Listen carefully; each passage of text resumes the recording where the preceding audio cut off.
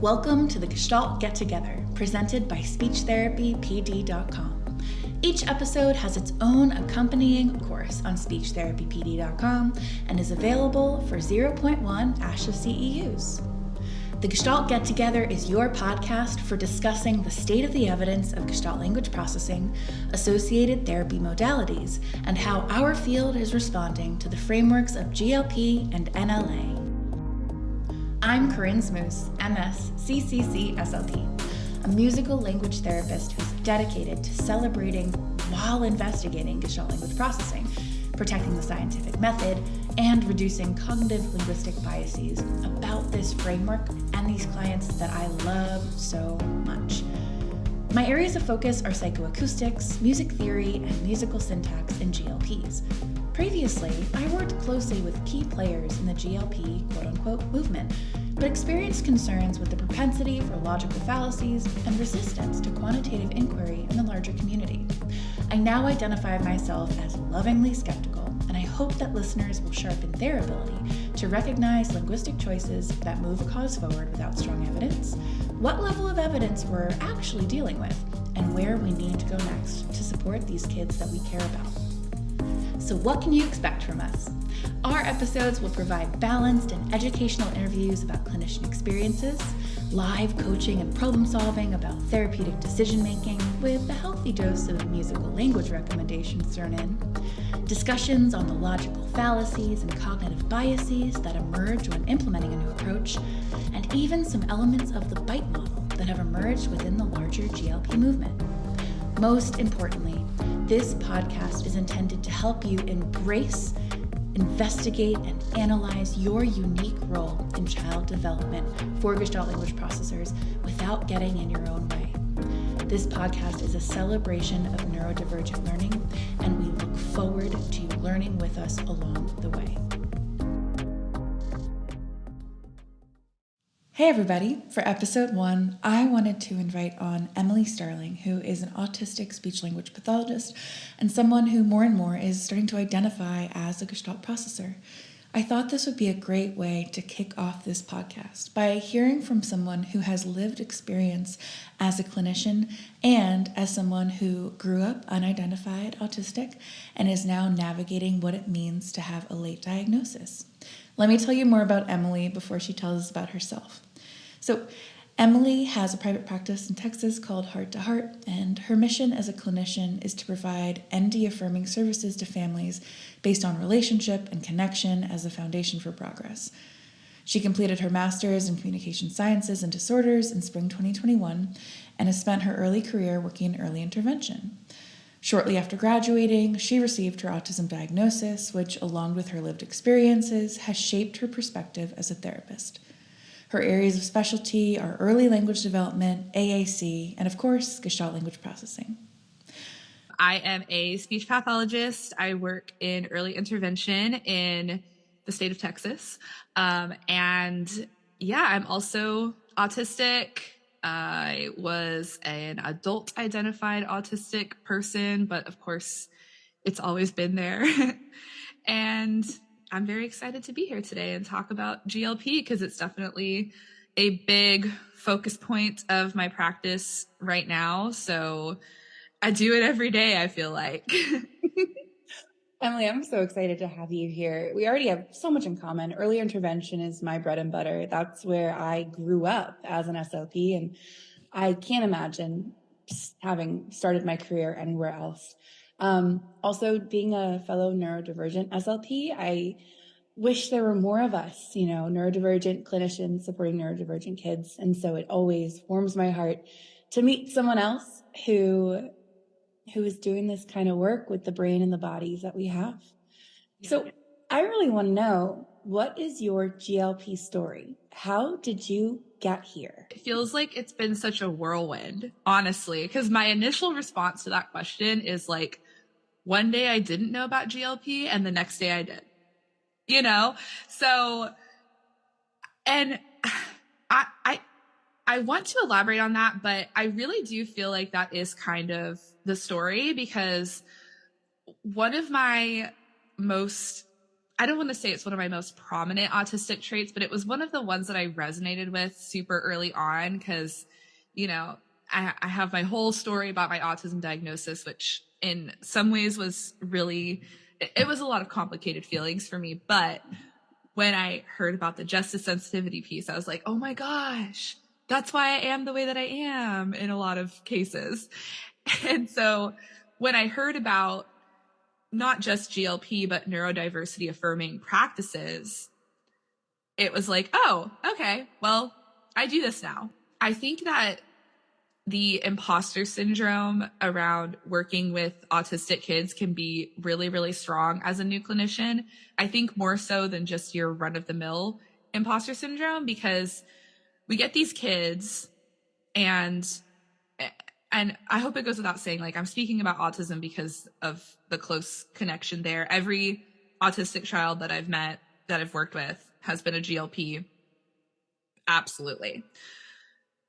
And so, you know, you start working with these kids where, like, they are not following the steps of early language that you're used to doing.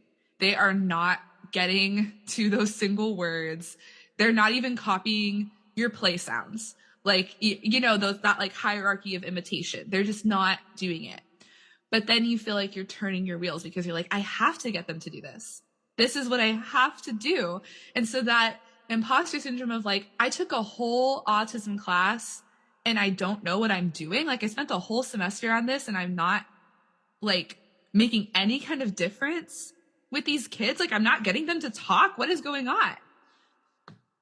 But then you see all of these, especially after finding out about GLP and looking back in retrospect, you see all these kids that like, oh, wow, they did have a lot to say. And I think I did know intrinsically, of course, they had a lot to say, but knowing how to access it was the challenging part. And yeah, I just think that knowing about GLP, it opened up not just like the language aspect and the working with autistic kids aspect, but obviously like myself being autistic, further understanding of myself. And then also maybe a seemingly random offshoot, but AAC as well.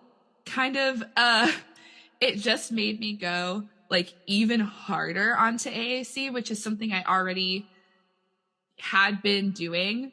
But so it shifted my mindset around AAC. And then I just like, now I'm one of those therapists that's like, looking like a crazy person offering high-tech AAC to every single 2-year-old I meet. Like, I'm that therapist now, which I love.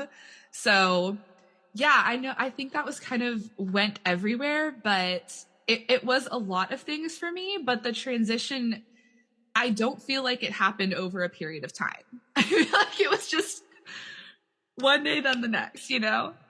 I relate so much to that feeling of imposter syndrome in the beginning. I remember when I worked for an inclusion daycare for a national organization in Washington, D.C., and I took over a whole caseload from like an AAC wizard, so confident. I had never touched a high-tech device before. And I remember feeling so nervous to work with my autistic AAC users, my autistic clients, because I knew in my heart that I didn't know how to help them. And I had one of like, what my professor in grad school for our autism class was like a leading researcher, like her name, you see her name everywhere. And I still felt so unprepared with this really rigid language therapy that we had seen and we had been taught and practiced. And so that feeling of what am I doing? I don't feel like I'm actually helping you and supporting you. Then falling in love with AAC and realizing, wow, this is making a really big difference, but it still feels off. And I completely relate to what you're saying of like, I don't remember this being like a slow burn towards becoming a supporter, like believing in GLP and implementing NLA. As soon as I heard about it, it clicked. Something I wanted to get some clarity on for our listeners is tell us more about justice sensitivity. That is such a great question. So I feel like it kind of is what it sounds like. Like you are very sensitive to justice, or specifically injustice. I get really heated really easily when I feel like something is not correct, I guess. And when I feel like people are being hurt. And so when I think it speaks more to the way that GLP fits under neurodiversity affirming practices rather than to GLP itself. But as soon as I, heard one story about someone being hurt by compliance based practices, I'm like, it's done. Like it is no longer, of course and it sounds, the way I'm making it sound is like, okay, I was bad one day and then perfect the next. And it's not like that, because I, even being autistic, have to unpack so much internalized ableism, and there's all these little things that I know are nuances to my practice that I could, or that I need to improve on. But there was no question about it for me as soon as I realized things were harmful, that I'm shedding those things from my practice as much as I can.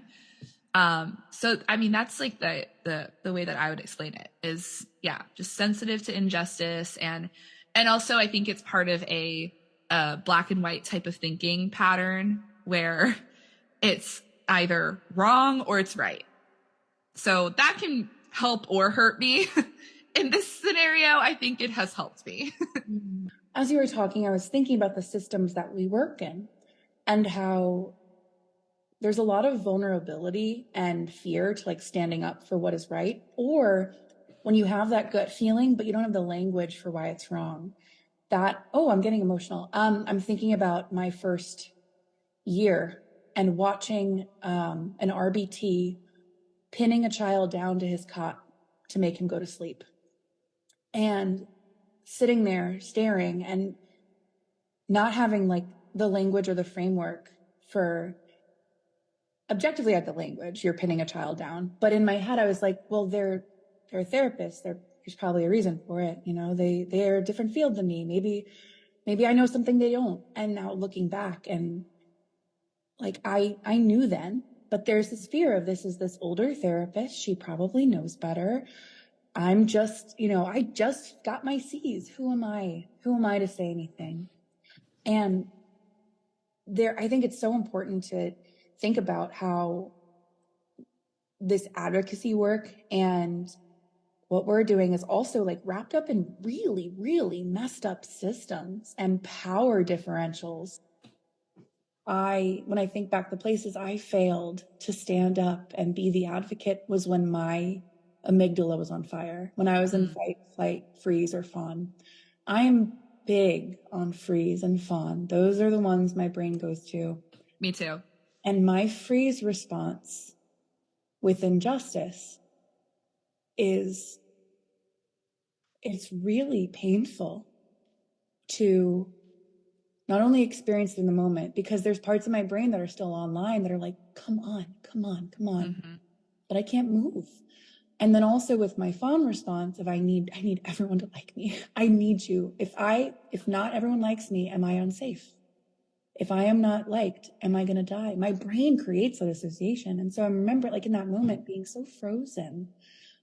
And that's the work that I need to do. That's on me to do that. That's not going to go away on its own. And so, I think about how grateful I am to be a therapist in therapy and how necessary that is for me. But yeah, there's so much nuance to these small moments. It's the systems. It's this idea of, Western white professionalism. It's also the fact that I have a brain and a body that are reacting in ways based on decades of experience to protect me too. And that's really hard to negotiate. It's really hard to face when at the end of the day, like my job is to protect these children and help them heal and help them grow. And then I get hijacked. I get emotionally hijacked. It's really tough to have to sit with that. That's such a good way to put it, emotionally hijacked. But I think, something I've been reflecting a lot on is the comfort, I guess, and the mental release that comes from being able to love and respect and take care of these kids that we work with as they are, instead of, because I think as much as all of us come into a helping profession wanting to be helpful and compassionate, we can get emotionally hijacked, manipulated, or trained into things that are harmful and don't feel good. And whether or not we're actively experiencing that not feeling good, right? And then our mindset around working with kids becomes, I'm not here to respect them and take care of them. I'm here to fix them. I wish I could instantly let go of, think about how many years I was in school being formed into a really good girl, like a very good worker. I was excellent at doing what I was told. So good at it. Still quirky, still creative, still eccentric, but within the confines of a system. And I crave that light switch on that I have with GLP for all these other parts of my profession, my career. But I know that's not going to be the case. And that's hard to sit with me. But I know that the transformation is better than nothing. Mm-hmm. But it's still painful. Still speaking to working within the systems, there's the external pressures of it too. There's a lot of the external pressures that we have in our workplaces aren't really conducive to the kind of work that you and I want to do, So I have my productivity requirement that is fairly manageable, but also a productivity requirement is never just that number. They always want you to exceed it. And I, like you, have always been a rule follower, want to do the right thing at all times. I've seen so much discussion about token reward system and clip charts lately. And I think back on myself and I'm I was absolutely controlled and mortified by that clip chart. And I vividly remember the only 2 times that I ever got moved down from green were just horrifying for me. But all that to say that I was always very much a rule follower and still have that desire to be, because I want to be a good employee, whatever that means. And so that productivity aspect, if you're pushing out all of these sessions, boom, boom, boom, boom, boom, all day, every day, not only that is not conducive to being a growing clinician, or you just don't have time to learn about all of the things that you need to learn about to really make those changes in your practice. That also you're just tired and you feel okay, I have to get through all of these sessions. I have to have this many in a day so I can meet my number.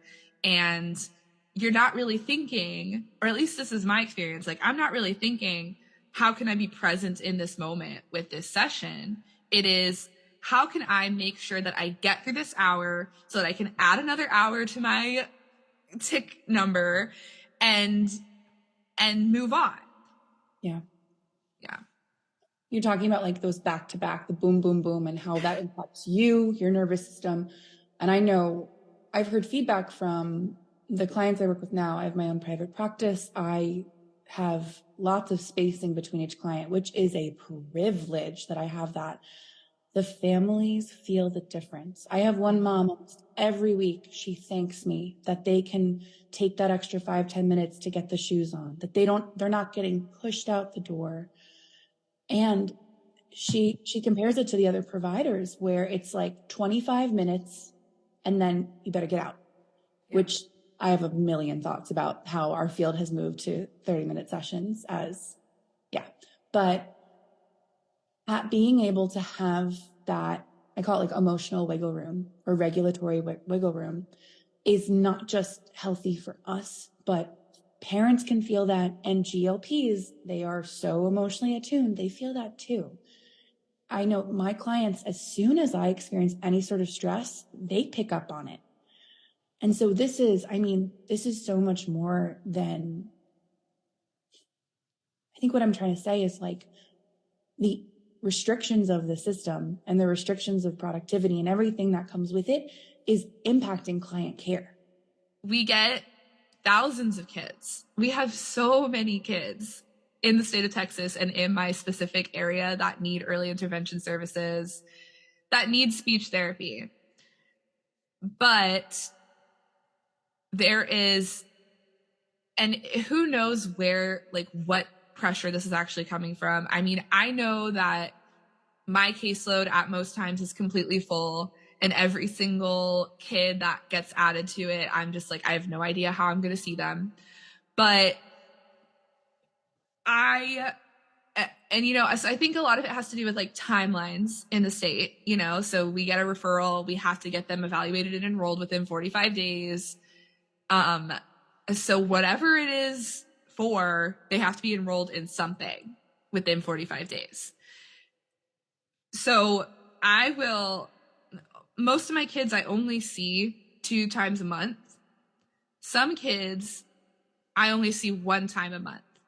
And most of the time this is not my decision, but then at the same time, I can't see them more than I can't. Like I cannot be all these places at once. I physically cannot go to more homes than I already do. So then I see these kids who have been in early intervention for like 6 months or a year. They're aging out in 3 or 4 months. And now I'm finally getting them for speech therapy. Because they've been, I don't know what you have in your state, but we have like early intervention specialists or developmental specialists, like, every state calls them something different. Yeah. And I feel like speech therapy gets devalued in this situation the same way that when ABA is involved, speech therapy gets devalued, because there's a lot of that probably wouldn't, I don't know if I would necessarily, I don't want to sound like I'm like talking crap necessarily about early intervention specialists, but like I get into these situations with kids who are months away from aging out. I might see them twice a month or once a month. So I see them like 3 to 6 times, maybe 3 to 9 times before they age out. And then all of a sudden I see them immediately say, oh, they're a GLP. Immediately realizing I have to do all of this like re-educating and undoing this like 6 months to a year's worth of therapy that they have gotten from another person. And it almost feels like it's too late, because then I lose them to the school system, and I have no idea if the school system is going to have someone who knows about GLP. And I'm so limited in what I can do to actually make a difference there. Yeah. And what really hurts is that it all comes back to money. That's any system. But I know that I worked in DC early intervention for 5 years. And when I started there, they were so generous with services. I had kids who were getting speech, PT, OT, and ABA all at once. It was like Mecca for early intervention. And then they had a big shift, and then it became the primary service provider model. Yeah. And you'd maybe get a kid twice a month, and you'd have to do teaming to learn strategies from someone else. So you were expecting me to learn strategies to help a child walk. What if they were having like contractures? What if they had hip dysplasia? Am I making it worse? And then having, like early intervention, we call them developmental specialists or special instructors, giving analytic processing strategies to a GLP family. And some of them got caught by me later on, or our speech team. But many of those kids are going to end up going into school and their families aren't going to know that they're GLPs, and they're not getting the supports they need, and they'll probably continue not to. And so, yeah, I have a lot of feelings about the early intervention system too, because we're not getting the right eyes on kids. I think about how much I learned about phonological awareness, which is very important, but I know so much more about phonological awareness than I know about how the mouth works.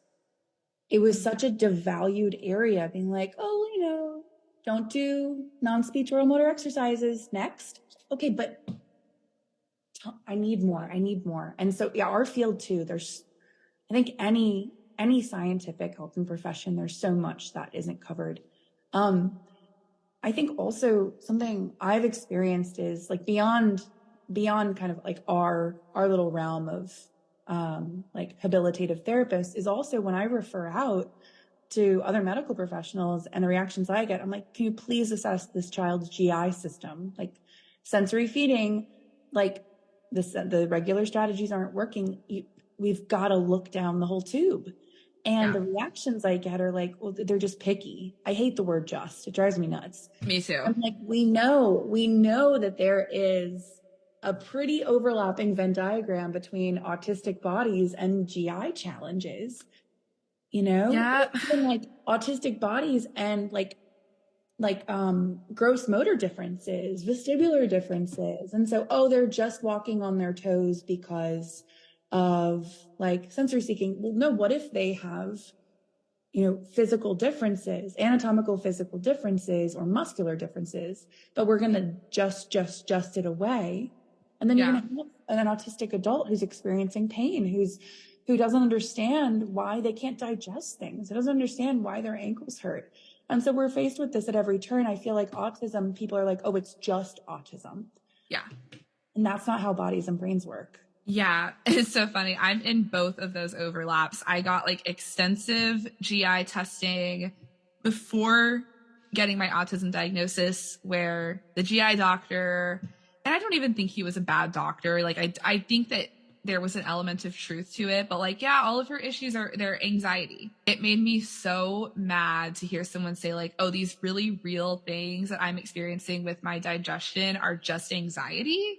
I walk bad. Like I supinate my feet like pretty severely. But you said like that's not how brains and body work. Like I don't think that people understand fully. It affects your whole brain, and so it affects your whole body, right? And you and I both know that there is within the field pushback against the idea of Gestalt language processing, right? And I really believe that the reason that there is so much pushback against it is because GLP purports that an autistic way of learning and thinking is actually very natural and normal and doesn't need to be fixed. And I don't think that people are comfortable with the idea that autism is not something that needs to be fixed. And actually we can learn and grow and develop in our own autistic way. And it is valid. With GLP, luckily, like, thank you, Marge Blanc, and everyone else who has come before Marge Blanc as well. But like, we do have a route for Gestalt language processing. You know, like we do have, here's what you do instead. Okay, so within your autistic identity and with the way that you process the world, is there anything that you relate to with our Gestalt processors? Yes, absolutely. So I've spoken before, like on my own platform, about how I'm really not sure if I'm a GLP. My mom has had, you know, she's talked about my actual language development a lot as a child, because her description of it is like, I just started talking in full sentences, right? So I went from no words to like running into the kitchen saying, "Mommy, can I please have another popsicle?" And so jury's still out, because regardless if I was a GLP or am a GLP, I moved through the stages pretty quickly because I was never picked up for anything as a kid. But one thing I really do relate to with our GLPs, and I give a lot of credit to Rachel Dorsey for helping me to understand this more, is Gestalt Cognitive Processing. And of course, if I am a Gestalt Cognitive Processor, it would imply that I'm a GLP. And you know, speaking to some of the work that you do, the musical component of it, definitely, and I'll get more into Gestalt Cognitive Processing like in just a second, but I did want to touch on some music stuff just because it is your world. like, I have always been the kid that, well, I still am, like, hear a song one time and have it completely memorized. I remember, this is a story that my mom tells me a lot. There was one weekend when I was really young, I went with my dad to go see the Lizzie McGuire movie. And I told this story in an episode of my podcast a while back, but I came back with my mom and I was singing like the end song from the Lizzie McGuire movie, like word for word. And obviously, like, we didn't have YouTube, we didn't have Spotify. Like, I could have only heard it that one time. And my mom was like, "What is that song? Like, where'd you hear that song?" I was like, "Oh, I saw it at the movie today." And so I've always been like that. So that's like the biggest thing that makes me think I have to have some GLP quality to me, because to this day, I can get nearly every single word to a song after hearing it one time, or I at least have like the full melody of it. So I think that's why I tried to learn how to play piano. I tried to learn how to play guitar, but I just wanted to learn entire songs. And it was frustrating to me that I couldn't do it right away. So, well, there we go. We're unpacking some of my GLP identity right here in this moment. So that's cool. Where else do you see just Gestalt Cognitive Processing come up for you? Yeah, so let's talk about that, because I, through my diagnosis process, started realizing obviously a lot more just general autistic traits, but cognitive traits as well. So for anyone who doesn't really know what Gestalt Cognitive Processing is, it really relates to that idea of episodic memory, which all of our GLPs experience. That's why you see them use the same set of language for the same experience, because that whole experience was an episode, quote unquote, happening for them. When I was explaining this yesterday, I was like, I don't mean like an emotional episode or something like that. I mean like literally when you go back to an episode of your TV show, it's always going to be the same. You know, that's how I explain it, is it's like an episode of a TV show. So I have so many examples that I could give, but pretty much when I experience something one way, that's the way that I anticipate it happening the next time. So my biggest example of this, I use this example to explain so many autistic things about myself, because it all comes together in one nice little symphony of autism. But I have this big thing around lunch, like the concept of lunch, right?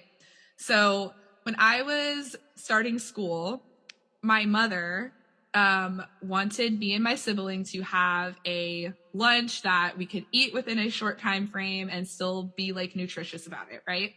So we got peanut butter and jelly sandwich, a fruit, a chips, a Little Debbie or Hostess snack cake, and then like a juice box, right? So my mom told me going into kindergarten, make sure that you eat your sandwich and your fruit first, just in case we ran out of time, we would have eaten the most healthy parts first, right? So I took that, and then of course, like you have your chips, right? And then dessert obviously goes at the end to me, right? So I took that at the time to mean I eat sandwich, fruit, chips, dessert. Juice can happen all throughout that, but I do not eat a bite of sandwich and a bite of apple and then have a chip. Like, I eat my sandwich, I eat my fruit, I eat my chips. I recently cut the dessert out of my lunch, you know, foreshadowing, I still eat this lunch, but I recently cut it out because it's not really healthy to have like a Little Debbie snack cake every day. And I already have little treats all the time. So like I can cut one out. Big little treat guy. I know. I always talk about like, I am a member of little treat culture. Like, exactly. It's part of my personality. It's a big part of my gender. I'm in. Exactly. Like if I don't get a little treat every day, am I going to live? I don't I haven't tried it, so I don't know. I don't want to know. Exactly. That's playing with fire. The lunch thing came up for me a lot in my diagnosis process, actually, just as a way to illustrate my rigid patterns of thinking. But then I realized, like, all throughout college and starting with work, I thought that, okay, I'm an adult now. This was my lunch when I was a kid. I'm an adult now, so I have to start meal prepping and making myself like pasta and rice or something like that, you know? Just all those like Pinterest meal preps. And I tried, but it never worked. And then I started working in home health and didn't have access to a microwave. And so I went back after several trials and errors to that lunch.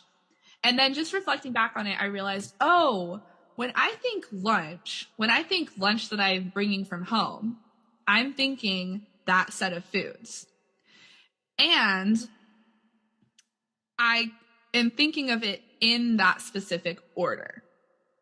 So it never varies. And, you know, home health, it actually kind of works out because I can't be eating multiple things while I'm driving. But it never deviates from that. So when I think I need to make lunch, it's always that. It's a top-down processing. Another example that I use is like if somebody is telling me a story about their childhood home, it's my childhood home. I heard somebody tell a story the other day about their childhood home in like Kansas.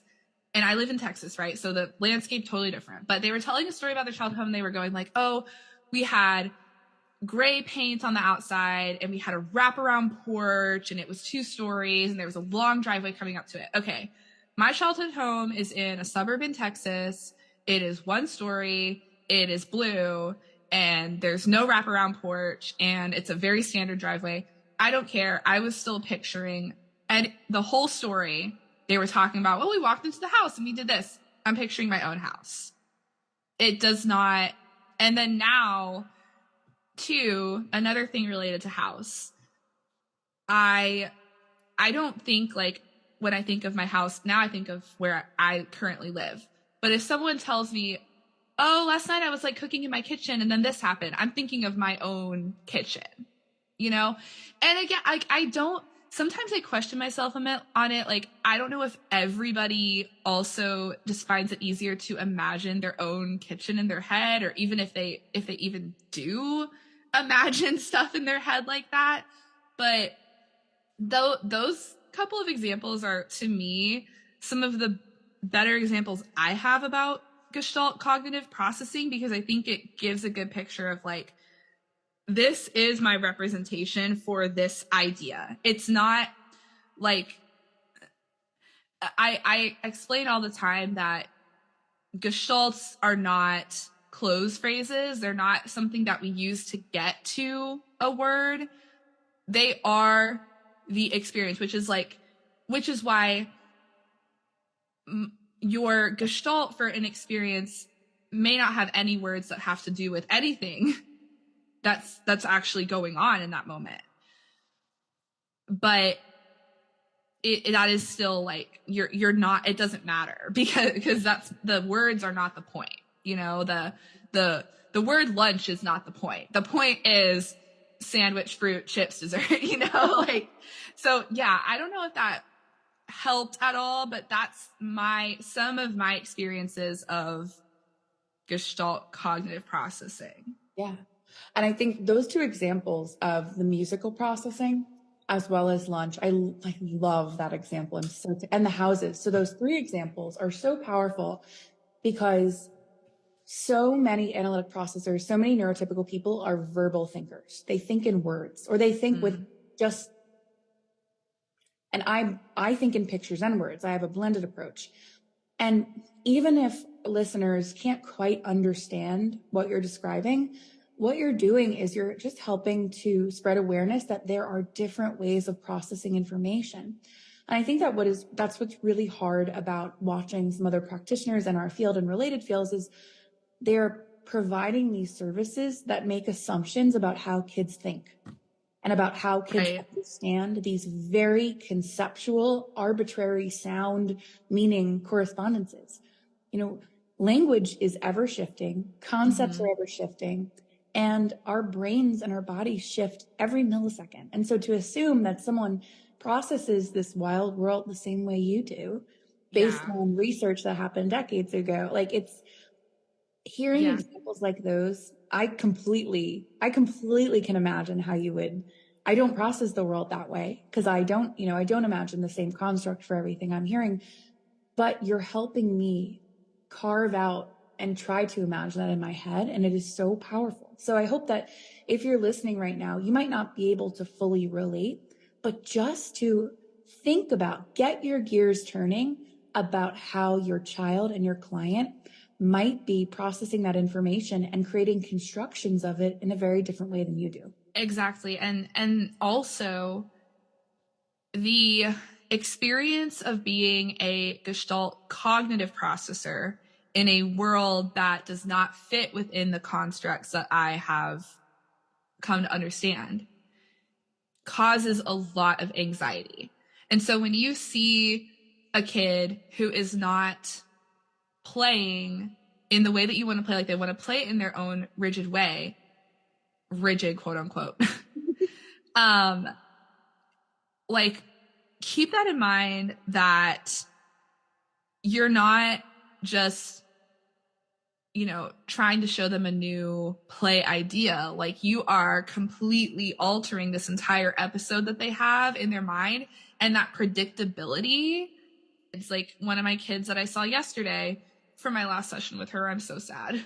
But the past couple of times that I've met with her, we have gone to the closet to get Play-Doh and played Play-Doh. And they didn't have any more Play-Doh left. And so I walk into the house and she immediately goes to the closet to get the Play-Doh. That's her Gestalt for, recently when I've come over. We've gone through lots of different things together. So we haven't always done that, but most recently, right? And her mom, because last time I went, we had worked through like, okay, can you like take the bag out and show her that there's nothing left? Like maybe that will help to, at least you're explaining it to her and we're not just saying like, no, you can't do this for an arbitrary reason, right? And it didn't help. But her mom was like, I just showed you, sweetie, like we don't have it. Like we don't have anything left. There's nothing in here that we can play with. Like the rest of it's just a coat closet. It's nothing, like no toys, nothing that she would be interested in, and we shifted off of it after a while. Well, actually we found a little tiny piece of Play-Doh somewhere, but we were able to help her shift away from it. But I was able to explain to the parent, this is her understanding of what happens when I'm here. And we're changing it up on her and we're causing anxiety that we can't even really know about. But like secretly I can know about it because like I know exactly what it's like to have your plan altered like that. It is a disabling experience for me. Like I can't participate in my environment the way that I want to when it's not going the way that I thought that it was going to go. I use lots of analogies, like to try and ground it in like neurotypical experiences. Like same. What if you showed up to your wedding day and your dress wasn't there and everybody was acting like it was totally fine? You would still get married. Everything else is the same, but you wouldn't be able to focus and enjoy because something critical to you is missing. And very often that analogy, it clicks with people that they're like, oh, because you put it in something that is very important to like them and right. the culture they've grown up in. Yeah, it is a feeling of not being safe. And I mentioned before we started recording, like not feeling in control, because that's what's so comfortable about staying within those same episodes, is I know what my sensory experience is going to be like. I have very significant sensory needs, especially around sound. And if there's somebody, like I'm going to use a very personal example to me. If there's somebody new in the environment, I don't know how loud they're going to be eating when we have dinner. And I don't know if they're going to be chewing gum. I literally can't even look at someone who's chewing gum. Yeah. Couldn't agree more.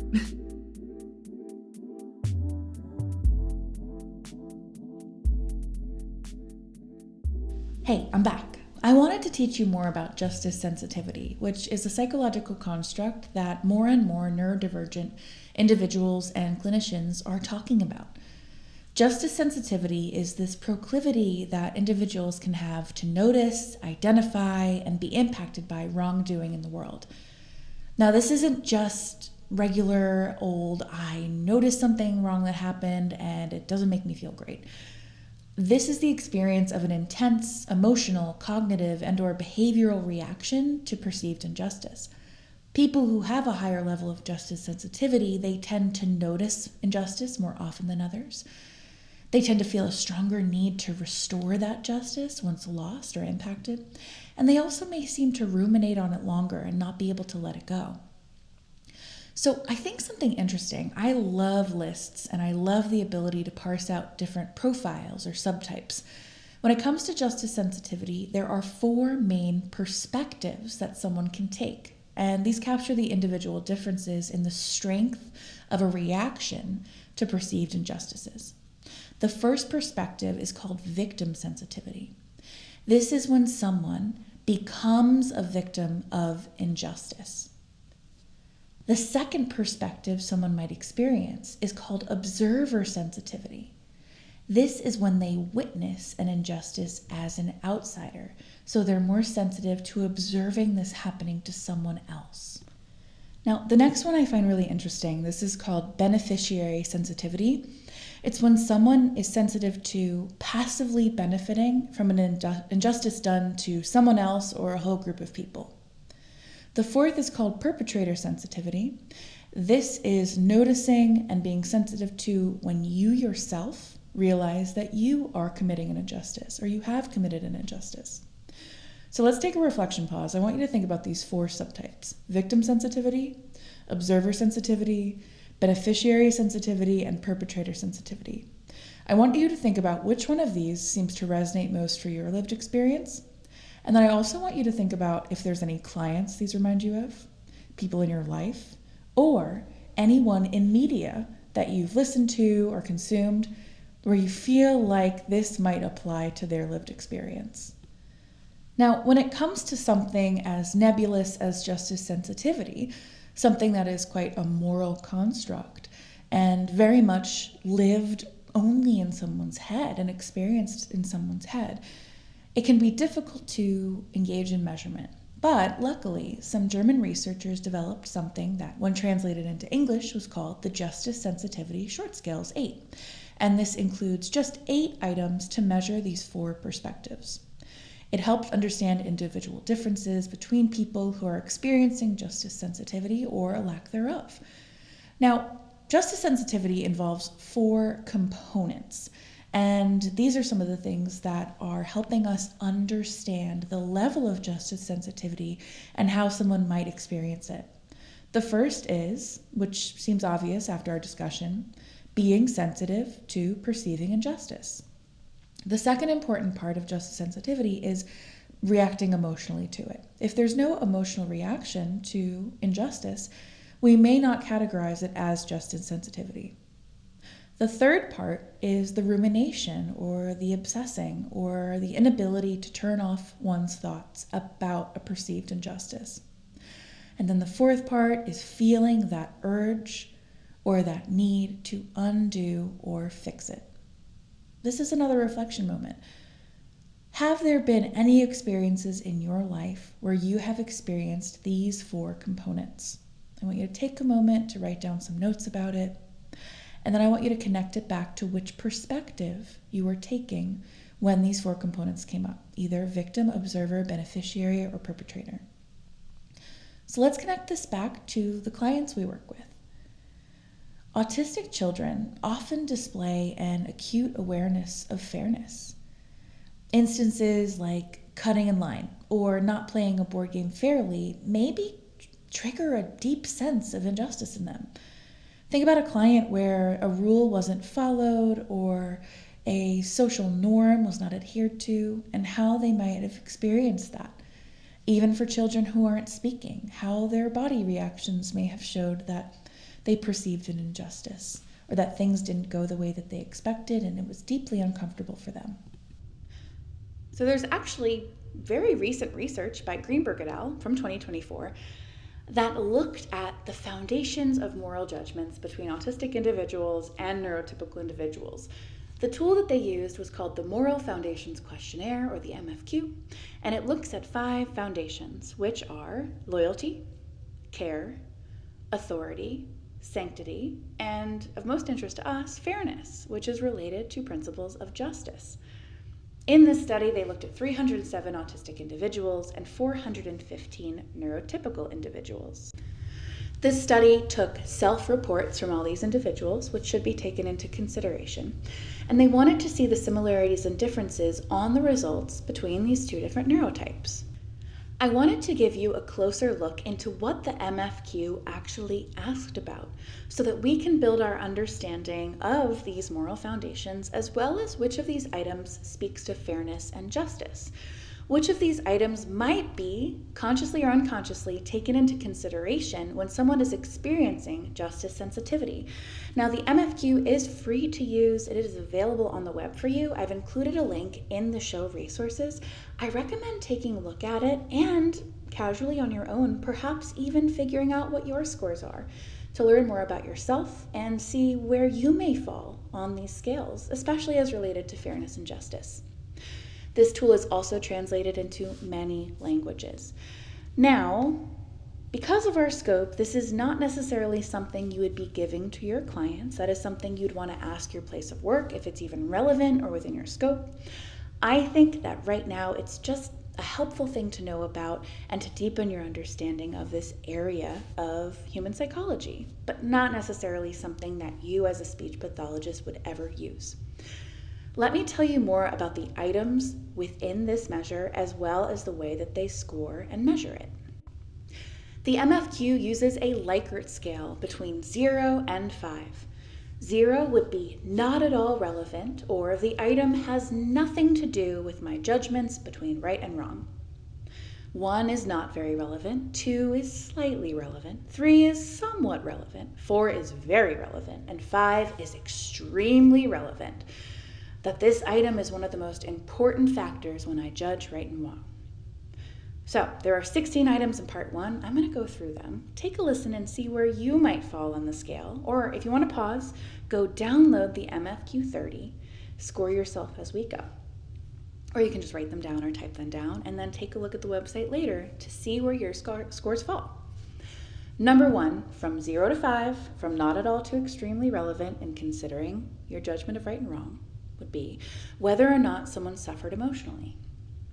Number 2 would be whether or not some people were treated differently than others. Number 3 is whether or not someone's action showed love for his or her country.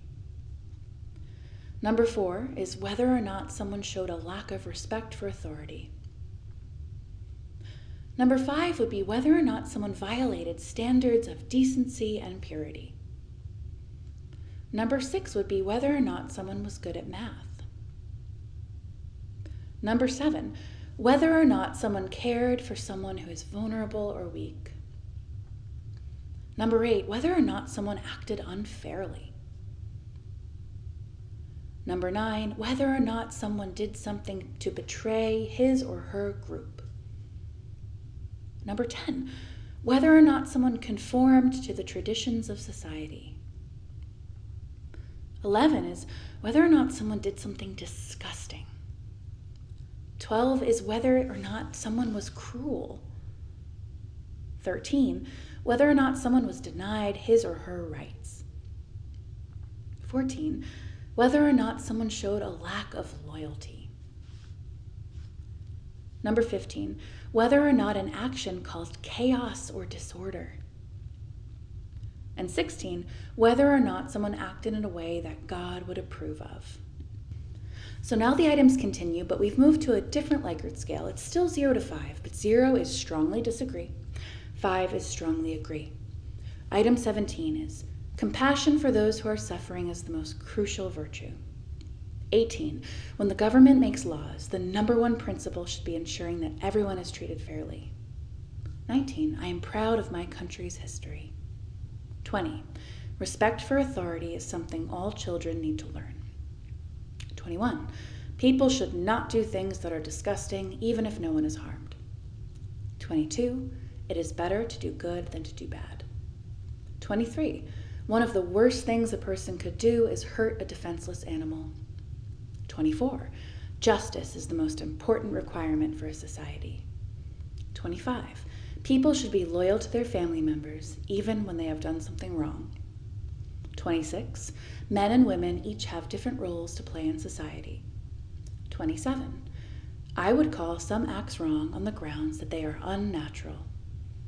28, it can never be wrong to kill a human being. 29, I think it's morally wrong that rich children inherit a lot of money while poor children inherit nothing. 30, it is more important to be a team player than to express oneself. 31, if I were a soldier and disagreed with my commanding officer's orders, I would obey anyway because that is my duty. And 32, chastity is an important and valuable virtue. So I hope that by listening to all of these items, you got a better sense of what people were answering and thinking about and reflecting upon as they were participating in this study. So let me tell you some of the results from the autistic individuals as compared to neurotypical individuals, particularly as pertaining to justice sensitivity. So the findings suggested that autistic people scored about the same on care, which is concern for others, as the typically developing individuals. They also found that there was a positive correlation between care scores and scores of affective empathy on an empathy measure that they did concurrently. Here's the part that stood out to me. Autistic people were more likely to rate themselves on the fairness items higher than the care items. And these are things about treating people with justice and giving people what they're owed. Now, these findings, they may be congruent with these ideas around autistic individuals driving themselves toward honesty and away from conforming to social norms, especially social norms that may be deceptive. And there are several studies I want to briefly touch upon that talk about these neurotypical deceptive social norms. Okay, so in that vein, I want to tell you about a couple of studies that speak to this tendency towards or proclivity for honesty, even when those decisions or behaviors may impact social success or social success through the neurotypical lens. And these are studies that show this tendency towards honest behavior rather than almost this ingratiating of oneself to achieve a social goal. So there's 3 studies. The first one that I think is the most popular that people reference when it comes to the differences between autistic and neurotypical behavior, especially when it comes to money and social perception, is by Izuma et al. In 2011. And this study, in the most simplistic summary possible, looked at whether neurotypical and or autistic individuals would donate more or less money to a social cause if they were being socially perceived by others. And they found that neurotypical individuals, their behavior with financial donations changed quite a bit, whether they were being perceived by others or not. And autistic individuals, their behavior didn't change much. They were more likely to donate what they were going to donate based on their own values and morals, regardless of whether they were being socially perceived by others. Another study, which was in 2010 by Sheeran et al., they looked at whether or not, or how likely it was that autistic individuals would pretend to have things in common with others or feign common interests with others. They found that autistic individuals were less likely to do this with peers. Think about whether meeting a new friend at a cocktail party or on a first date, you've either pretended to like something that they like, perhaps they really liked football, and you talk about it the best you can, pretending to love it, to connect with them. Or maybe you've just inflated your interest in something to connect with someone, feel close to them, or to increase your social standing in a certain group. Autistic individuals are found to be less likely to engage in these behaviors, which are inherently pretty deceptive. The last one was by Chevalier et al., and this was in 2012. And this was done with children. And what they did was they showed children drawings and asked for their opinions of them, whether they liked them or not, to give them compliments or not. And they also, in one of the groups, the experimenter said that they drew it, that they drew these drawings. And they wanted to see if the level of complimenting, the level of approval of these drawings changed when the children knew that the person who created them was sitting right in front of them. The autistic kids did not change how much they reported liking it or giving any flattery to their work, even if they knew that they did it. The autistic neurotype's ability and tendency to challenge authority and to challenge conventional thinking, to ask why, to wonder why, may be connected to feeling dissatisfied with vague and ever-changing societal norms and expectations. We think about, autistic adults, they often joke about how neurotypicals are engaged in 5D mind reading of each other. And this can be dissatisfying to a neurotype who wants to understand how things work. Help me map out exactly how all of this works. This inclination towards speaking out against injustice and oppression was probably shaped by personal experiences of prejudice or being excluded.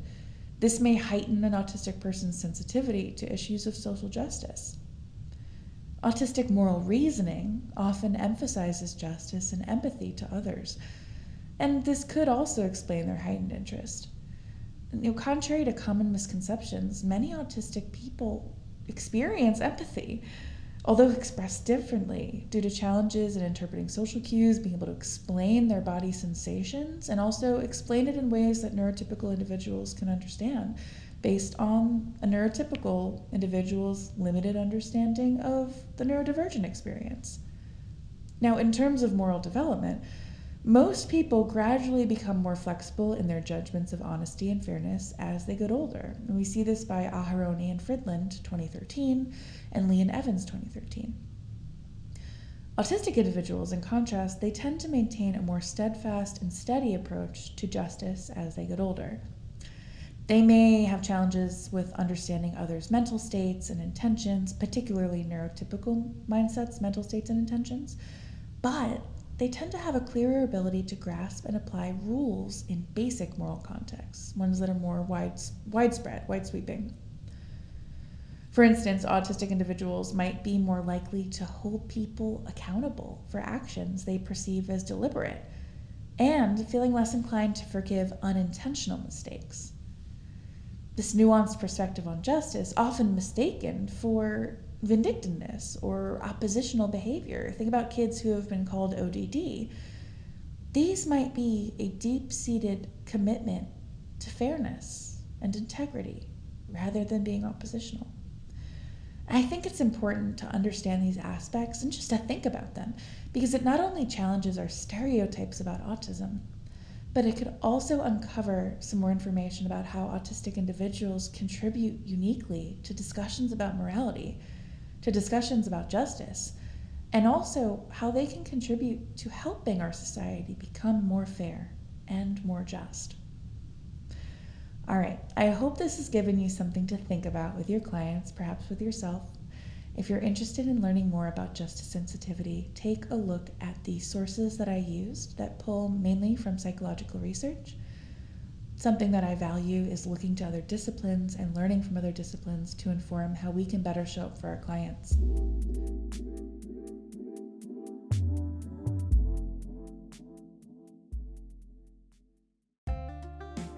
Thanks so much for joining us on today's podcast. Remember to go to speechtherapypd.com to learn more about earning ASHA CEUs. We want you to get credit for the hard work you've put in to further your education. We also appreciate your support. We'd love for you to write a quick review of the podcast and subscribe. If you're listening on a streaming platform, feel free to rate us. 5 stars is great, 4 stars is awesome, but we also appreciate honesty around here if it's lower. That way, your ratings and your reviews will help get our podcast to more clinicians like you, as well as parents and people from other professions who might benefit from learning about Gestalt language processing.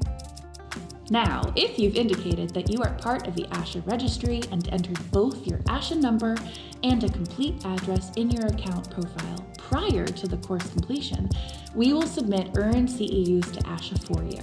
Please allow 1 to 2 months from the completion date for your CEUs to be reflected on your ASHA transcript.